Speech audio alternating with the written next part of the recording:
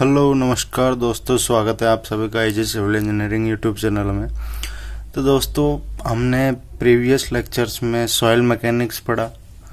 तो मैंने क्या सोचा है कि सॉइल मैकेनिक्स के पैरेलल एक दूसरा सब्जेक्ट जो इजी सब्जेक्ट पढ़ता है वो सब्जेक्ट हम स्टार्ट कर लेते हैं, ताकि थोड़ा सा स्ट्रेस भी कम हो जाएगा। एकदम हार्ड सब्जेक्ट पढ़ने के लिए बाद में जो स्ट्रेस होता है। तो सबसे पहले हमारे पास जो एक सब्जेक्ट है वो हमने चूज किया है building materials and construction, it means BMC. It is the most important subject that, बहुत ज़्यादा इम्पोर्टेंट सब्जेक्ट है जो कि एसएससी जेई में सबसे ज़्यादा वेटेज कैरी करने वाला सब्जेक्ट है बिल्डिंग मटेरियल एंड कंस्ट्रक्शन। और सबसे easy subject, one of the most easiest subject is building materials. सबसे इजी सब्जेक्ट है, हाई स्कोरिंग सब्जेक्ट है, बहुत ज़्यादा वेटेज रखने वाला सब्जेक्ट है। तो इसको प्लीज़ ध्यान से देखिएगा एक बार। तो दोस्तों, सबसे पहले हम स्टार्ट करते हैं बिल्डिंग मटेरियल में। सबसे पहला जो मटेरियल है दैट इज सीमेंट। सीमेंट के इंट्रोडक्शन में अगर हम सीमेंट की डेफिनेशन बोले या फिर सीमेंट होता क्या है, इसका यूज क्या होता है, तो सबसे पहले हम देखते हैं कि it is an extremely fine material having adhesive and cohesive properties which provides binding medium to the discrete ingredients. It means ये बहुत ही ज़्यादा फाइन पार्टिकल्स होते हैं इसके सीमेंट के, जो भी एडहेसिव या कोहेसिव प्रॉपर्टी दोनों साथ में रखते हैं, जो एक बाइंडिंग प्रॉपर्टी का काम करते हैं या फिर बाइंडिंग मीडियम का काम करते हैं अलग अलग इंग्रेडिएंट्स को आपस में जोड़ने के लिए।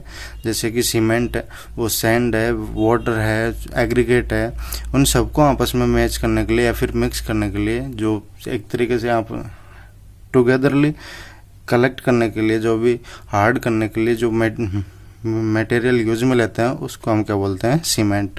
तो इसकी डेफिनेशन क्या बोली हमने, it is the extremely fine material having adhesive and cohesive properties which provides binding medium to the discrete ingredients.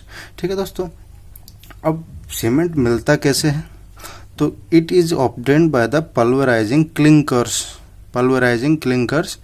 formed by calcinating raw materials like calcium oxide, या फिर कैल्शियम ऑक्साइड को हम लाइम भी बोल सकते हैं, सिलिकेट्स, एल्यूमिनेट्स और iron oxides.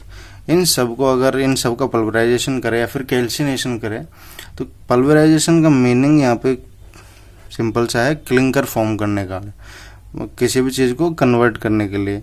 तो अगर silica, lime, alumina, iron oxide, इन सब का अगर कैल्सिनेशन कर दे, तो कैल्सिनेशन करने के बाद में जो क्लिंकर्स फॉर्म होंगे, उन क्लिंकर से हम क्या ऑब्टेन कर सकते हैं, सीमेंट। ठीक है दोस्तों, तो सबसे पहले हमारे पास एक स्टेटमेंट है that is cement plus aggregate plus water. अगर सीमेंट में एग्रीगेट मिक्स कर दे, सैंड मिक्स कर दे, वाटर मिक्स कर दे, that is known as concrete. ठीक है दोस्तों,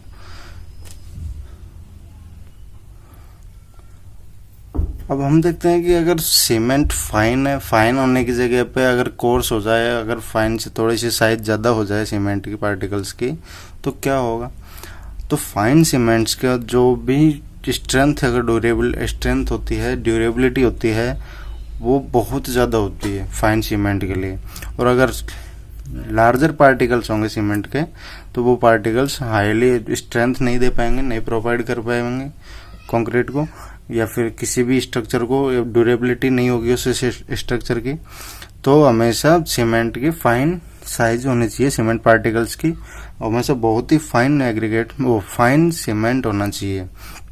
ठीक है, it is having higher heat of hydration than lime, क्योंकि लाइम भी एक बाइंडिंग मटेरियल है, उसमें भी उसको भी हम बाइंडिंग एग्रीगेट्स, वाटर और सैंड को बाइंड करने के लिए ही यूज में लेते हैं लाइम को भी। लेकिन लाइम जितनी हीट ऑफ हाइड्रेशन क्रिएट करता है वाटर से रिएक्शन करने के बाद में, उससे कई गुना ज़्यादा सीमेंट रिलीज करता है हीट ऑफ हाइड्रेशन। हाँ ठीक है दोस्तों, और नेक्स्ट, अगर हीट ऑफ हाइड्रेशन रिलीज कर रहा है, रिलीज करने का मतलब कौन सी रिएक्शन होगी, एक्सोथर्मिक रिएक्शंस। हम उनको जो एक्सोथर्मिक रिएक्शंस में क्या होता है, जैसे भी वाटर किसी से भी रिएक्ट करेगा तो एनर्जी रिलीज करेगा, ना कि हम उसको एनर्जी प्रोवाइड कर रहे हैं, क्योंकि एनर्जी रिलीज हो रही है उस रिएक्शन से, तो उसको हम एक्सोथर्मिक रिएक्शन बोलेंगे। और दैट इज हैविंग, और स्पेसिफिक ग्रेविटी कितनी होती है सीमेंट की, 3.15। ठीक है। नेक्स्ट हमारे पास पॉइंट है जिप्सम या फिर प्लास्टर ऑफ पेरिस। उसको मैंने शॉर्ट फॉर्म में लिख दिया है पीओपी, तो इसका लॉन्ग फॉर्म क्या होता है, प्लास्टर ऑफ पेरिस। तो जिप्सम या फिर प्लास्टर ऑफ पेरिस ऐड कर दिया जाता है सीमेंट में, ताकि फ्लैश सेटिंग ना हो, या फिर बहुत जल्द, सीमेंट की क्या प्रॉपर्टीज होती है, बहुत जल्दी सेट हो जाना। तो इतना जल्दी तो सेट अगर हो जाएगा तो फिर हम काम कैसे करेंगे स्ट्रक्चर का। तो स्ट्रक्चर का काम करने के लिए हम जो भी हमें इनिशियल सेटिंग टाइम चाहिए, फाइनल सेटिंग टाइम चाहिए, वो हमें इंक्रीज करने के लिए हम क्या करेंगे, जिप्सम या फिर प्लास्टर ऑफ पेरिस सीमेंट में ऐड कर देंगे। और वो जिप्सम और प्लास्टर पेरिस ऐड करने की कितनी कैपेसिटी होगी, 3 to 5%। ठीक है। अब इंट्रोडक्शन में हमने पढ़ा था कि बहुत ही फाइन मटेरियल होता है। तो ये सीमेंट बना कौन कौन से मटेरियल से है, कई सारे मिनरल्स होते हैं, कई सारे मटेरियल्स होते हैं। कैल्सीरियस हो गया, आर्गिलेशियस हो गया, और भी कई सारी रॉक्स हो गई। तो made up of calcareous material और आर्गिलेशियस मटेरियल, दोनों के मिक्सर से मिलकर बना होता है सीमेंट। तो कैल्सीरियस मटेरियल का एग्जांपल क्या है, लाइमस्टोन हो गया, चौक हो गया, मार्ल हो गया, और मैराइन स्टोन हो गया। ये सब कैल्सीरियस मटेरियल के एग्जांपल्स हैं। फिर नेक्स्ट हमारे पास है आर्गिलेशियस मटेरियल के कौन कौन से एग्जांपल है, क्ले, शेल, स्लेट और blast furnace slag. BF slag मतलब ब्लास्ट फर्नेस स्लैग। तो इन दोनों के कंपोजिशन से जो मटेरियल तैयार होता है उसको क्या बोलते हैं हम, सीमेंट। अब ये डिपेंड करेगा कि किस कैल्सीरियस मटेरियल का रेशियो कितना होगा, आर्गिलेशियस मटेरियल का कितना रेशियो होगा, वो हम अभी आगे थोड़ी देर में देखने वाले हैं। ठीक है।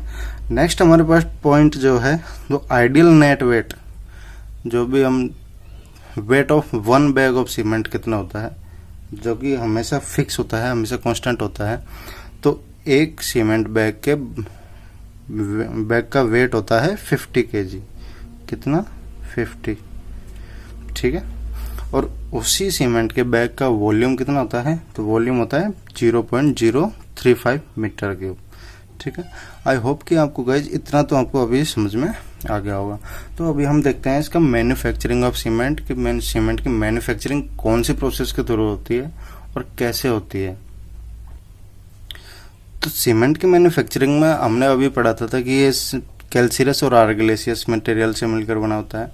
तो उनका क्या क्या रेशो होता है, तो कैल्सीरियस रेशियो आर्गिलेशियस इक्वल टू क्या होता है, कैल्सीरियस का रेशियो 3 होता है और आर्गिलेशियस का 1, कि 3 टाइम्स तो कैल्सीरियस मटेरियल्स होंगे उसमें और 1 टाइम कितना होगा, आर्गिलेशियस मटेरियल। ठीक है। अब calcareous material use to derive the ingredients called lime. ठीक है।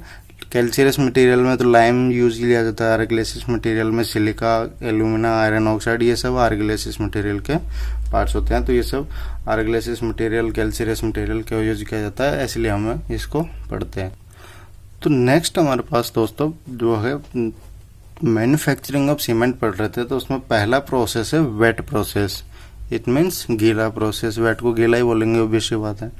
तो सबसे पहला पॉइंट तो इसमें वेट प्रोसेस में क्या है कि इसमें प्रीहीटर यूज नहीं किया जाता है। अब वो प्रीहीटर कैसे यूज होगा, कैसे नहीं यूज होगा, वो हम आगे देखेंगे। तो और वेट प्रोसेस में highly consumption of fuel and power और फ्यूल का दोनों का हाई कंजप्शन होता है। तो सबसे पहले अगर कैल्सीरियस मटेरियल लेंगे और आर्गिलेशियस मटेरियल लेंगे, इनका रेशियो कितना होगा, 3:1। तो कैल्सीरियस में लाइमस्टोन ले लिया, आर्गिलेशियस में क्ले ले लिया। ठीक है। कैल्सीरियस मटेरियल जाएंगे क्रशर में नेक्स्ट टाइम, और ये भी क्रशर ही होगा, वॉश मिल भी। तो दोनों मटेरियल्स क्रशर में जाएंगे। क्रशर में जाने के बाद में स्टोरेज बेसिन्स में जाते हैं, स्टोरेज बेसिन्स में कलेक्ट हो जाते हैं। स्टोरेज बेसिन्स में कलेक्ट होने के बाद में दोनों को एक जगह कर लिया जाता है और wet grinding mill to make slurry. जो जितने भी कैल्सीरियस मटेरियल है और आर्गिलेशियस मटेरियल है, दोनों को एक जगह करके उनकी उसमें पानी डाल के स्लरी बना ली जाती है, माफ़ कीजिएगा, स्लरी बना ली जाती है। या मीन्स वाटर इसमें ऐड कर दिया जाता है। ठीक है, अब नेक्स्ट स्टेज कौन सा होता है, blending of slurry in correct composition. अब जैसे कि हमने ऊपर से आर्गलेसिस और कैल्सीरस मटेरियल डाला था, तो वो हो सकता है वाटर के साथ में करेक्ट कंपोजिशन उनका हो ना हो, तो अगर उनको एक जगह करने के बाद में जो स्लरी बनाई जाती है उसका भी हम इंश्योर करेंगे कि उनका कंपोजिशन करेक्ट हो। और blending of slurry it means जो स्लरी हमने बनाई है वो स्लरी को हम ब्लेंडिंग करेंगे, में अच्छे तरीके से मिक्स करेंगे, एक दूसरे के साथ में बहुत अच्छी तरह मिक्स कर देंगे। ठीक है, नेक्स्ट हमारे पास है storage of corrected slurry. It means जो कंपोजिशन हमने ठीक किया है वाटर के साथ में उसका जो करेक्टेड कंपोजिशन है उसको हम स्टोरेज कर लेंगे। ठीक है, इतना हमें समझ में आ गया स्टोर करने के लिए। अब स्टोरेज हो गया, तो स्टोरेज होने के बाद में जो हमारे पास स्लरी है उस स्लरी को हम किस में भेजेंगे, रोटरी किल्न में भेज देंगे। अब रोटरी किल्न क्या होता है, रोटरी किल्न अभी हम देखेंगे। तो स्लरी को रोटरी किल्न में भेज दिया जाता है नेक्स्ट स्टेप में।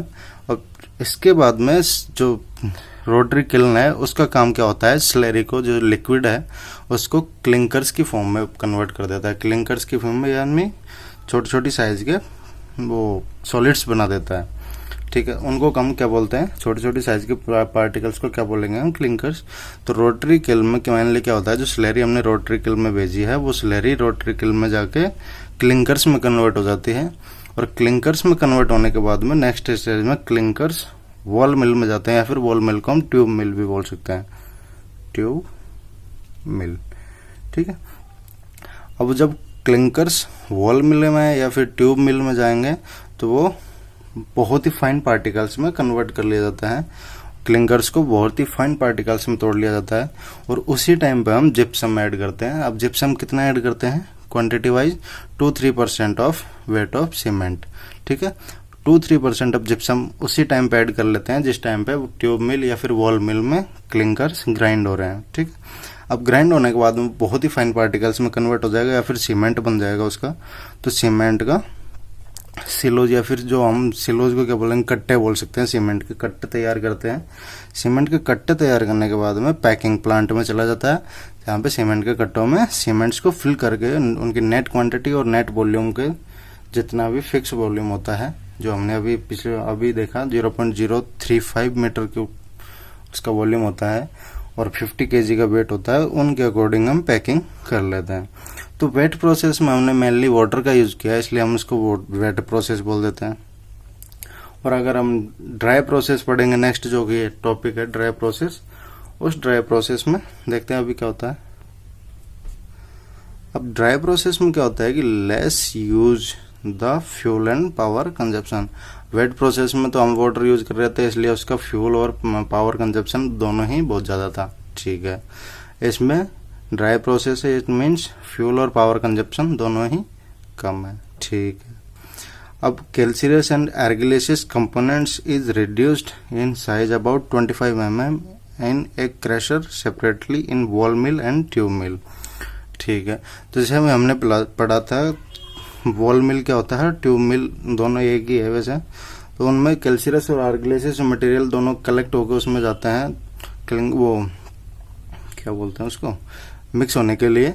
तो उनमें हमने वेट प्रोसेस में कोई फिक्स टाइम साइज नहीं था, लेकिन ड्राई प्रोसेस में ओनली 25 mm से साइज के कन्वर्ट करना पड़ेगा हमको, तब जाके ड्राई प्रोसेस में ट्यूब मिल में या वॉल मिल में जाएगा वो। ठीक है, अब ड्राई प्रोसेस में क्या होता है, कैल्सीरस मटेरियल है, आर्गिलेसियस मटेरियल है, इसमें भी क्रशिंग होगी नेक्स्ट में, इसमें भी क्रशिंग होगी, दोनों में फाइन ग्राइंडिंग होगी। ये fine grinding in tube mill या फिर ball mill, fine grinding in tube mill and ball mill.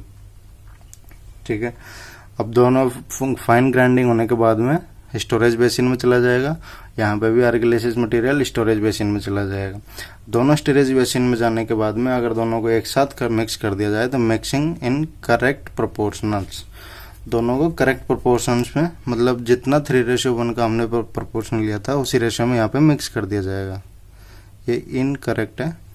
ठीक है, तो दोनों को करेक्ट प्रोपोर्शन में मिक्स कर देने के बाद, अब मिक्स करने के बाद में pre heating at the 800 degree centigrade temperature by the exhaust gases.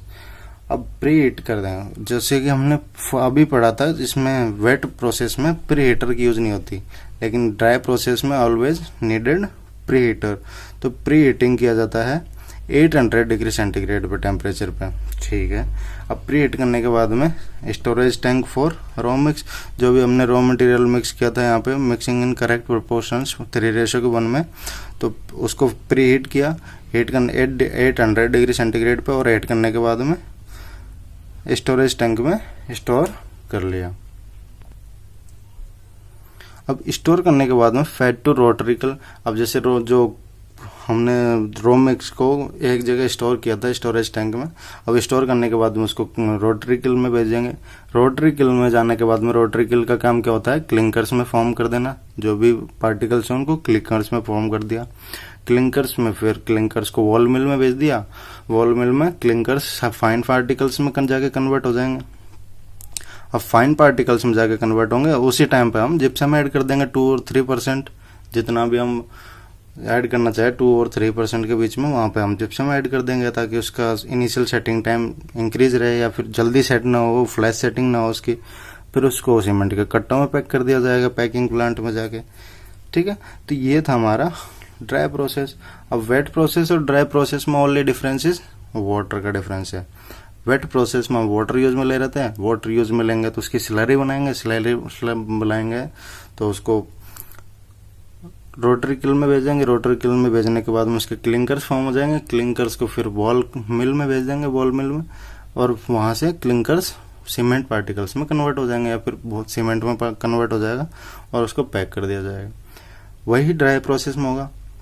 Dry process में वाटर ऐड नहीं करेंगे, और जो भी प्रोपोर्शन, जो भी मटेरियल्स मिक्स किया है रॉ मटेरियल, उसको 800 डिग्री सेंटीग्रेड पे प्री हीट कर दिया जाएगा और स्टोरेज टैंक में स्टोर कर लिया जाएगा।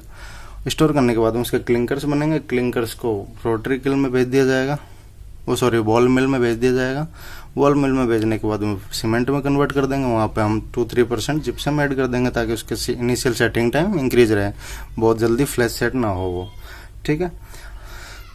उसके बाद में हम पैकिंग प्लांट में जाके उसका पर्टिकुलर वेट और पर्टिकुलर वॉल्यूम के अकॉर्डिंग उसको पैक कर दिया जाएगा, ठीक है। तो बाइंडिंग मटेरियल, जो हमने सीमेंट बाइंडिंग मटेरियल पढ़ा था, इसमें मेनली कौन सा बाइंडिंग मटेरियल क्या होता है, जो कि होता है CSH जेल। CSH जेल मतलब calcium silicate gel. Calcium, C for calcium, S for silicate, H for hydrate. तो CSH जेल का मतलब क्या होता है, calcium silicate hydrate gel, which is formed when the hydration of cement takes place। जब cement को water के साथ में ऐड कर दिया जाएगा तो वहाँ पे कैल्शियम हीट ऑफ हाइड्रेशन होगा सीमेंट का, यानी एनर्जी बाहर निकलेगी, एक्सोथर्मिक रिएक्शंस होगी। तो एनर्जी बाहर निकलने के टाइम पे जो जेल सीमेंट और वाटर का जो जेल प्रोड्यूस होगा, या फिर जो स्लरी में प्रोड्यूस होगी, उस स्लरी को हम क्या बोल देंगे, कैल्शियम सिलिकेट हाइड्रेट जेल, ठीक है।